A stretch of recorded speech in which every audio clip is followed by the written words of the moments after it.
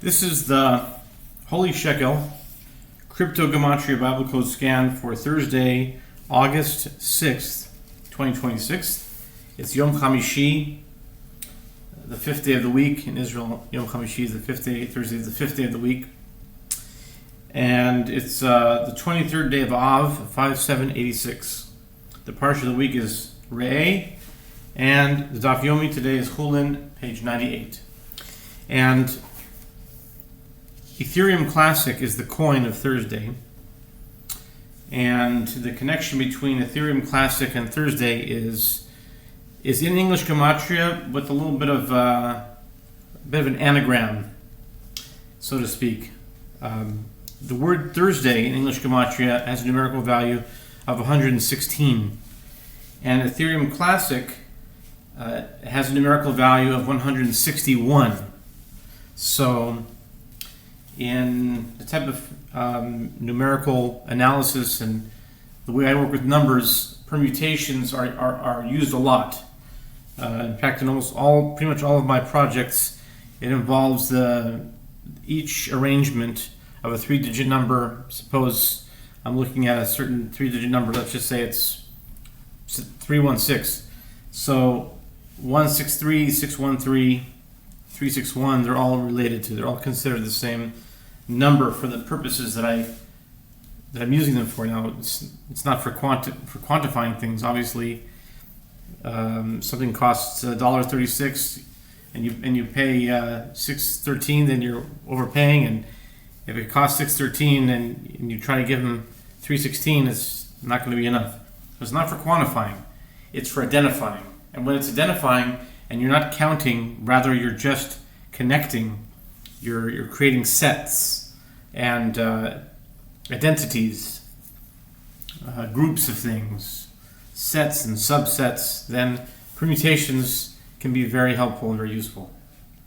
And so Ethereum Classic is connected to Thursday for that reason. Thursday is 116 and Ethereum Classic is 161.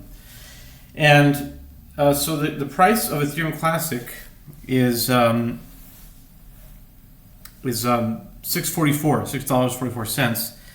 And what I learned about Ethereum Classic, this is probably old news. I mean, I just learned about it recently, though. Goes back to 2016. But when there was some kind of a hack and a certain amount of ether, several millions of dollars worth of ether. I think it was like $50 million worth of Ethereum. And then in order to recover the funds, they had to rewrite the code, whatever that means. And a part of them didn't want to do that because I think it was there's a split between Vitalik Buterin and who I think is the founder of Ethereum, and some other top people there, Barry Silver and Charles Hoskinson, I think. And one party was in favor of rewriting the code in order to recover that $50 million, whatever it was, how many ether, several thousand ether, or whatever it is, 100,000, whatever it was. And the other group said, no, if we rewrite the code, that will infringe upon the integrity of Ethereum, where their motto is code is law, and all the history has to be pure and immutable and unchangeable. And so I was just amazed about the other party that didn't want to do the rewrite in order to recover the funds. Okay, so they voted, and Vitalik Buterin's group went out, which makes a lot of sense actually, but the other group, Barry Silver and Hoskinson, they were voted. So there was what they call a hard fork. That's when the code is written and in one coin, and it splits into two different coins. Now, it didn't seem that it paid off too much for the other guys, because the price of Ethereum Classic is way, way lower. It's like It's hundreds of times lower than the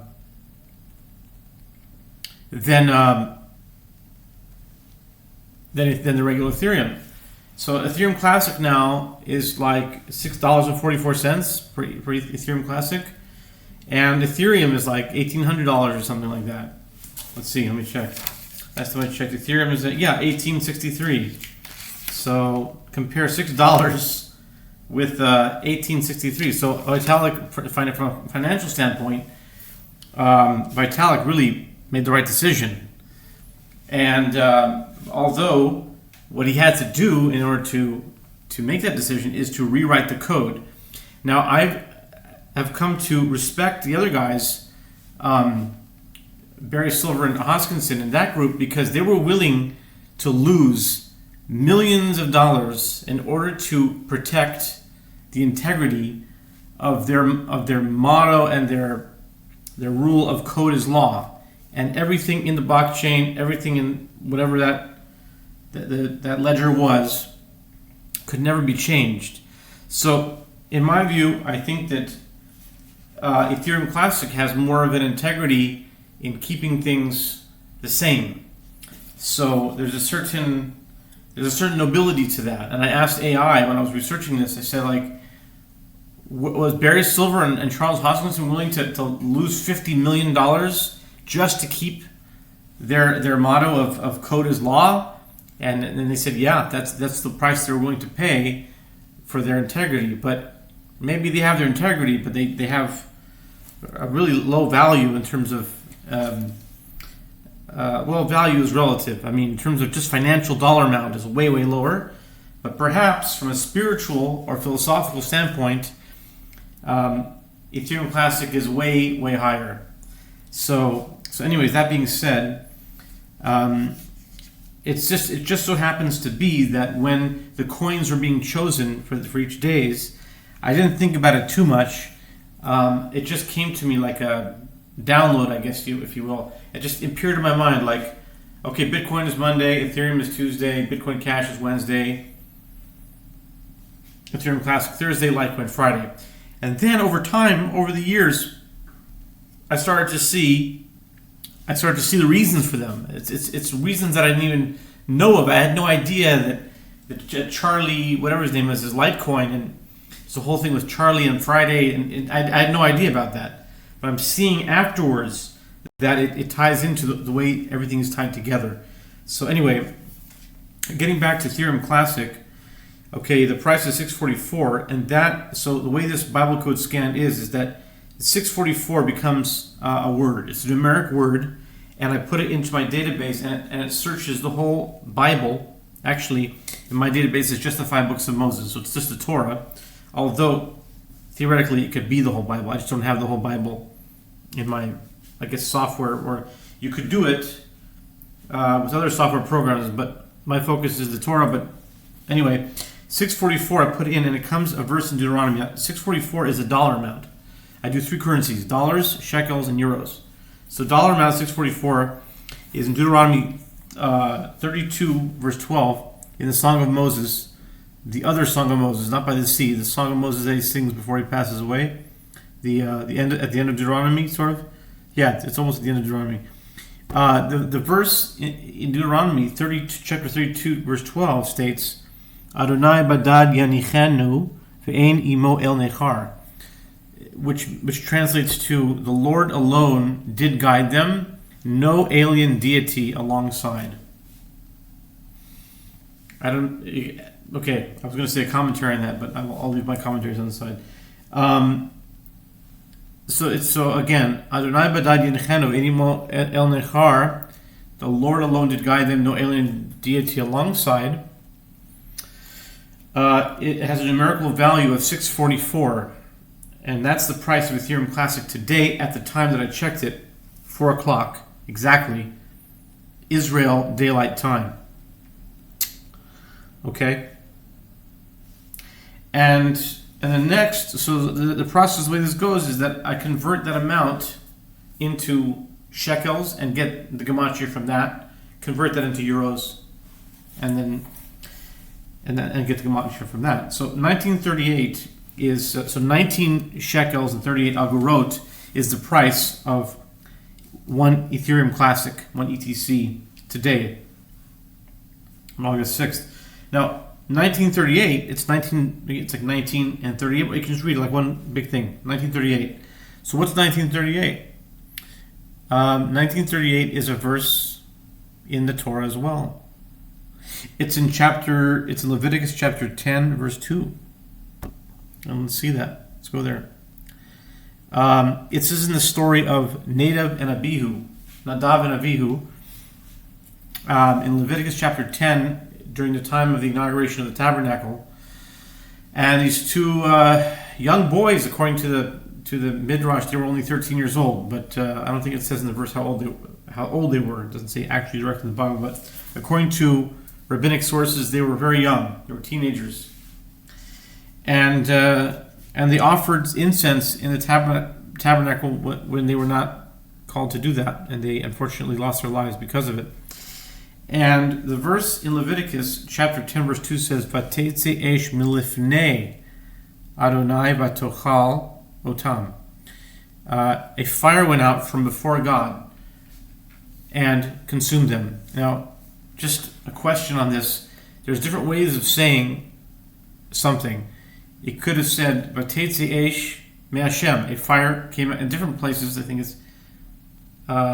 with Sodom and Gomorrah, it says, a fire went out from God. Right? It doesn't say from before God. Well, you know what? I'm not so sure. So I'm going to check it out right now. It's in 1924. Because I remember someone saying his grandmother's birthday was in 1924. That's how he remembered 1924. So Leviticus 19:24, Genesis 19:24 says this. It says, "V'Adonai himtir al Sodom v'al gafris v'esh." May 8 Adonai, from God. Okay, that's a different way of saying it, but still, it's different than milifnei. What's the difference from May 8 and milifnei? The Torah, obviously, if you believe it's true, that it's from God, then every word is chosen. Why did fire come May 8 Adonai, from God? May 8, or how is that different than with Nadav and Abihu, where it says milifnei Adonai, from before God? Why? The effect is the same. Both things got burned up. Fire came down in both cases. So, something to think about. And then finally, for euros, Ethereum Classic is 558. And this is a verse in Exodus, chapter 25, verse 20. And this is in the case of the cherubs. When they were constructing the tabernacle, the cherubs, the two angelic creatures, they were carved out of, I think they were gold, and they had wings that were facing each other, wings that were open, and it says there, "Ufnehem ish el achiv," and they were facing each other. Ufnehem, and their faces, ish meaning a man or a person, ish el achiv, one person to another. So these cherubs were facing each other. Now that phrase in Hebrew, Ufnehem ish el achiv, has a numerical value of the price of euro Ethereum Classic today at 4 o'clock exactly, and 558 is the price of euros, because 558 is the conversion rate of $644 USD. So 558 euros, 558 is, and their faces one to another, which is also the numerical value of Yaakov plus Esav. If you add the numerical value of Jacob in Hebrew, Yaakov, it's 182, and Esav is 376. That makes 558. So it's like the brothers who were at odds with each other for much or most of human history, at the end time,